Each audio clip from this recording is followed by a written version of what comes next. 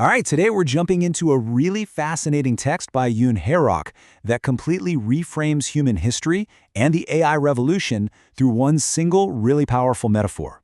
It's going to make you rethink everything from the Stone Age all the way to our digital future.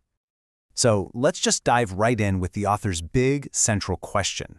This is the idea that really sets the stage for everything else, and it challenges who we think we are. Before we were stone children, were we star children? Keep that in the back of your mind as we go. The author's big idea is this. Our great historical eras aren't defined by kings or ideas, but by the physical materials we learn to control. So in this view, the story of humanity is really, well, it's a story of stuff.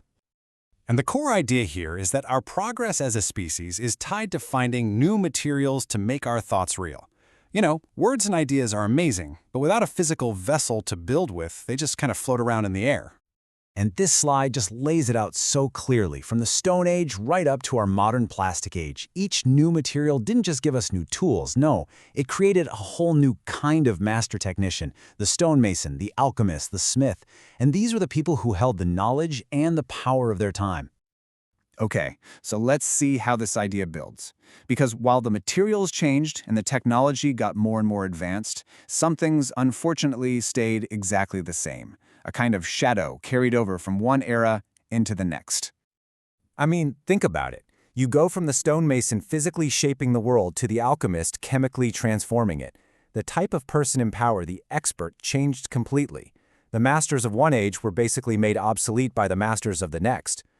But here's the kicker.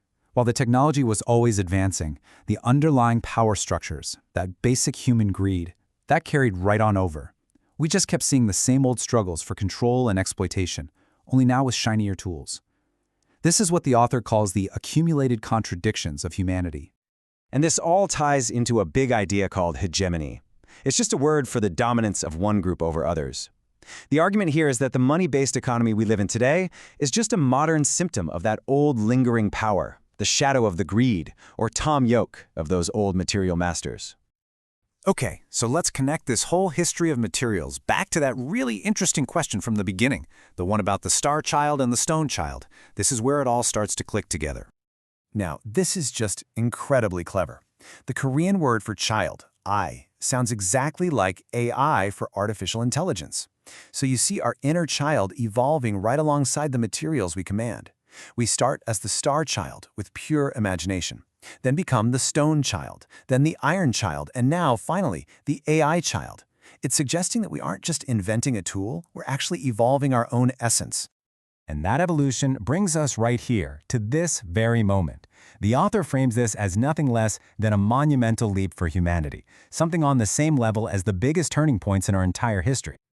So get this, the author draws this incredibly powerful parallel. The first cognitive revolution, which was sparked by language, is what allowed us to cooperate and build civilizations. Now the argument is, we're at the very beginning of a second cognitive revolution, and this one is fueled by AI. It's a turning point just as huge as the birth of human speech. Now, this isn't meant to be a pessimistic view. It's just a realistic one. The author isn't predicting some big doomsday scenario, but is stressing that massive, fast change is the one thing we can be sure of. We just have to be ready for the turbulence, the growing pains that come with any huge transformation. It's like that darkness you see just before the sun comes up. So the big question is, with all this massive change hurtling towards us, what are we supposed to do about it?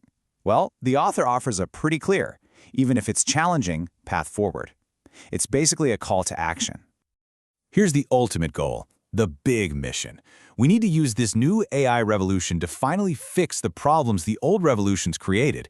We need to use this incredible new power to overcome all those built-up contradictions, that shadow of old greed that's been following us for centuries. And how do we do that? By having a kind of solitary, laser-like focus. The author is this really striking image. Be a star child who walks alone, like a rhino's horn. It means we need to turn away from all the noise and the old power games and just carve our own clear path of purpose and creation. And AI is the key that makes this path possible. It's the majungmu, which means priming water. It's that little bit of water you pour into an old hand pump to get the well flowing again. In exactly the same way, AI can be that catalyst, That priming water that helps our star child spirit finally break free from history and unlock a flood of new potential for a much better future. So we'll leave you with that final thought. As you stand here at the very beginning of this new era, the second cognitive revolution, it really makes you think, doesn't it? What great potential will you choose to unlock? What is your spirit going to prime?